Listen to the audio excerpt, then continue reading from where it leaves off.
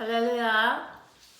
오늘의 설교 제목은 아름다운 인생, 이렇게 우리가 제목을 붙여봤습니다. 성경 말씀은 마태복음 16장 21절에서부터 28절입니다.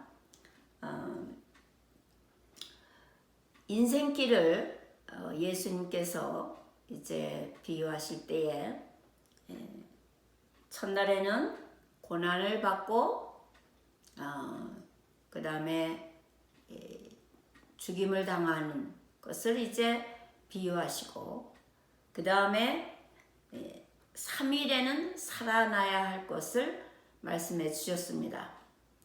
마태복음 16장 21절입니다. 예수님께서 장로들과 대제사장들과 서기관들에게 많은 고난을 받고, 그 다음에 죽임을 당하고, 첫날에는 고난을 받고, 또 두 번째 날은 죽음 속에 있고, 세 번째 날은 부활의 역사가 일어나는 것을 우리가 볼 수가 있습니다. 인생은 애굽 생활에 비유하는데, 그것을 쇠풀무에서 인생을 겪어야 된다, 이렇게 예레미야서 11장 4절에 보면 하나님께서 이스라엘 조상들을 쇠풀무 애굽에서 구원하여 내셨다 하는 말씀이 있습니다. 그 애굽에서 구원했던 날에 너희는 나의 목소리를 청종하고 나의 모든 명령을 좇아 행하라. 그리하면 너희는 내 백성이 되겠고 나는 너희 하나님이 되리라. 그러나 이 애굽 생활이 쇠풀무라는 것은 불시험을 당하고 있다는 뜻입니다. 애굽에서 노예 생활을 할 때에도 이스라엘 백성들이 그 압박과 서름에서 신음하는 고통을 하고 기도했을 때 그 기도가 하늘에 상달되어서 하나님께서 들으시고 그 이스라엘 백성들을 쇠풀무 애굽에서 구원하여 내셨더라. 그래서 우리 인생길은 첫날에는 고난이 많이 우리들에게 주어진다 그랬습니다. 그러나 그 고난이라는 것이 이제 성경에서는 환난의 떡과 고생의 물을 우리에게 주신다 그러시는데, 자연인으로서는 하나님을 만날 수가 없습니다.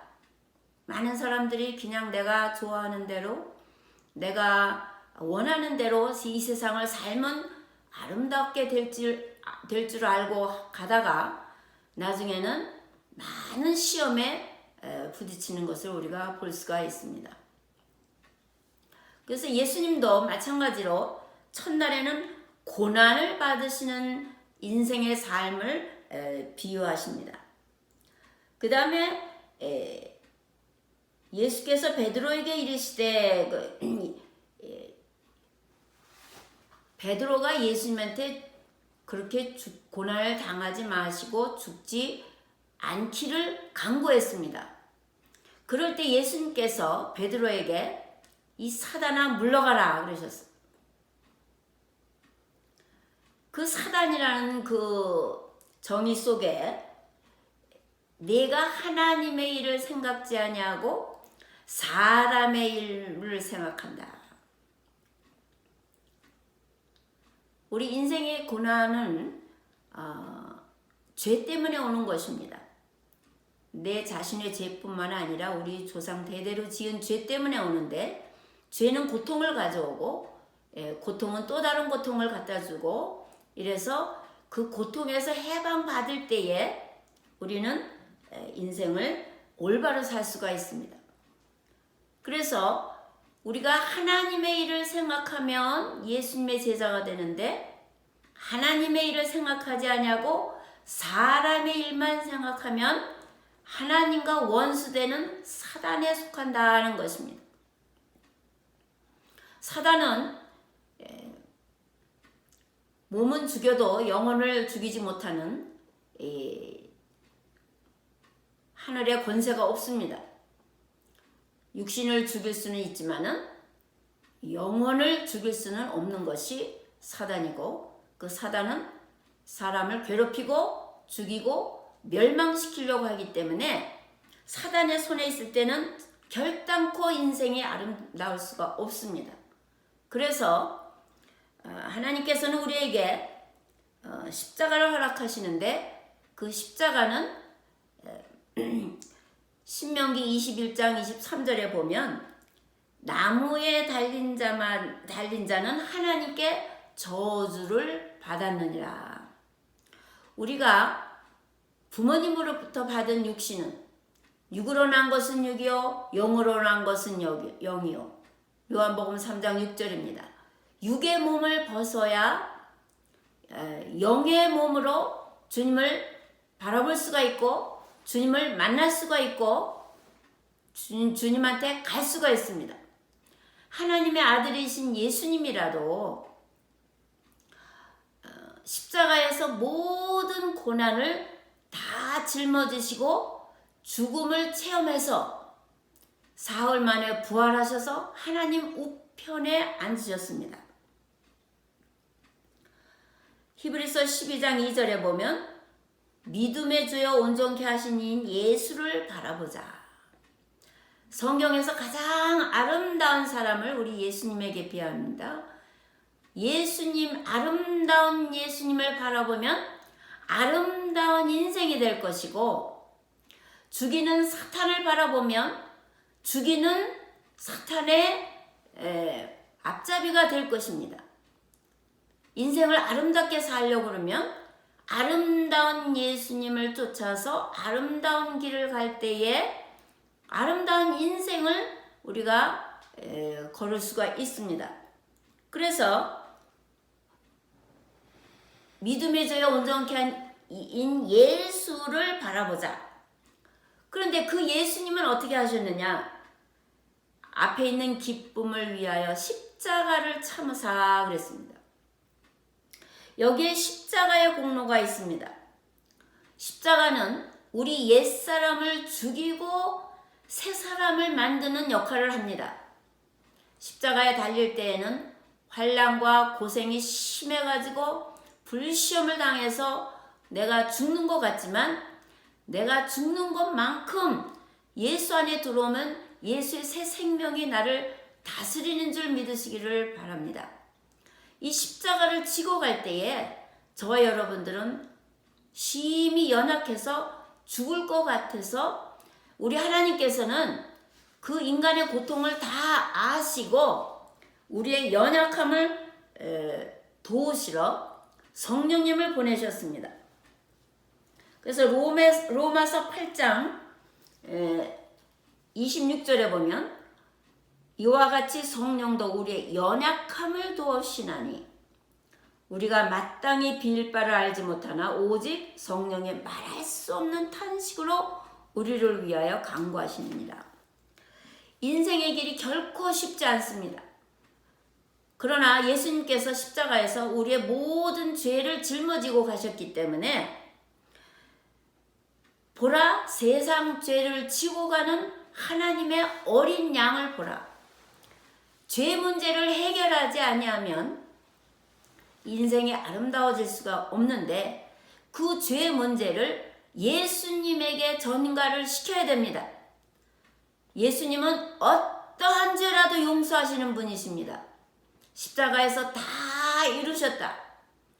또 하나님한테 저희들의 하는 짓을 알지 못하니 다 저희를 사하여 주옵소서. 누가복음 22장 34절에 말씀해 주셨습니다. 아버지여 저희를 사하여 주옵소서. 자기의 하는 것을 알지 못하니이다. 자연인 그대로 하나님을 알 수가 없고 예수님의 십자가를 이해할 수가 없습니다. 그래서 우리가 예수님을 바라보고 자연인을 벗는다는 것은 십자가를 지고 내가 날마다 부서진다는 것입니다. 옛사람을 벗어버린 것만큼 새 사람의 기쁨을 누릴 수 있는 줄 믿으시기를 바랍니다. 하나님의 나라는 먹고 마시는 것이 아니라 하나님의 나라는 의와 평강과 희락이 넘치는 삶, 아름다운 마음의 평화를 누릴 수가 있는 것이 천국의 생활입니다. 이것을 위해서 성령님께서 말할 수 없는 탄식으로 우리를 위해서 간구하실 뿐만 아니라 예수님도 로마서 8장 34절에 보면 그리스도 예수님도 하나님 우편에 계셔서 우리를 위하여 친히 간구하신다 그러셨습니다. 인생들이 십자가를 지고 하나님 앞에 가는 것이 심히 어렵고 하나님께서 우리의 죄 때문에 때로는 환난의 떡과 고생의 물을 먹이신다 그랬습니다. 이사야서 30장 20절입니다. 때때로 환난의 떡과 고생의 물을 주시는 것은 하나님이 우리를 진멸하려는 것이 아니라 하나님의 사랑을 깨닫고 옛사람을 벗어버리고 하늘나라의 기쁨을 맛보는 새 사람을 입기 위해서 하나님께서는 지금도 하나님 보좌 우편에서 예수님께서 기도하고 계시고 성령님도 우리의 연약함을 도우시고 우리를 위해서 간구하시는 줄 믿으시기를 바랍니다. 이렇게 해서 성령님도 간구하시고 예수님도 우리를 위해서 간구하실 때에 우리는 고통도 없고 사망도 없고 질병도 없고 가난과 저주도 없는 천국의 생활을 이 땅에서 맛볼 수 있는 줄 믿으시기를 바랍니다. 그것이 이 세상에서 천국의 생활이요 인생을 아름답게 사는 방법입니다. 이 세상에서 하나님의 일을 생각하면 예수님의 제자가 되고 하나님의 일을 생각하지 아니하고 사람의 일만 생각하면 사단에게 속하게 돼서 하나님 앞에 버림받게 되는 것입니다. 그러나 아름다운 믿음의 주여 온전케 한 예수를 바라보고 우리가 이 세상에 어렵더라도 주님을 신뢰하고 믿고 따라가면 우리 하나님께서는 우리를 인생을 아름답게 새 사람으로 빚어서 천국에 속할 수 있는 아름다운 인생으로 빚어주시는 줄 믿으시기를 바랍니다. 미리미리 환난에 대비하고 또 미리미리 고생의 물을 먹지 않으려면 예수님을 붙잡고 예수님의 말씀 따라 순종하면 우리 하나님께서는 우리에게 복을 주신다고 성경에 말씀해주고 있습니다. 시냇가에 심은 나무가 시절을 쫓아 과실을 맺으며 잎사귀가 마르지 아니함 같으니 모든 일이 다 형통하리로다 그랬습니다. 형통한다는 것은 술술 잘 풀린다는 말씀입니다. 인생이 아름답게 펼쳐진다는 뜻입니다. 하나님이 도와주시면 안 될 것도 되고 죽을 자도 살아나고 또 가난한 자도 부하게 하시고 또 새로운 창조의 역사를 일으키시기 때문에 우리 앞에 아름다운 인생이 펼쳐질 줄 믿습니다. 예수님을 붙들면 팬데믹도 물러가고 사망의 세력도 물러가고 어두움 세력도 물러가서 저와 여러분 앞에 장애물이 되는 모든 것이 물러갈 줄 믿습니다.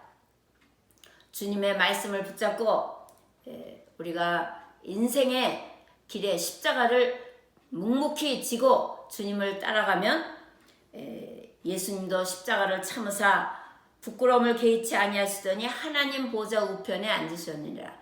잘 참고 십자가를 지고 가면 예수님도 하나님 보좌 우편에 앉으신 것 같이 우리도 하나님 보좌 우편에 앉으신다 그랬습니다. 하나님의 보좌의 기초는 의와 공입니다. 우리가 의롭게 또 공의를 가지고 주님의 공로를 덧입어서 주님을 바라보고 살면 우리들의 인생이 아름다운 인생으로 변화될 줄 믿습니다. 감사합니다.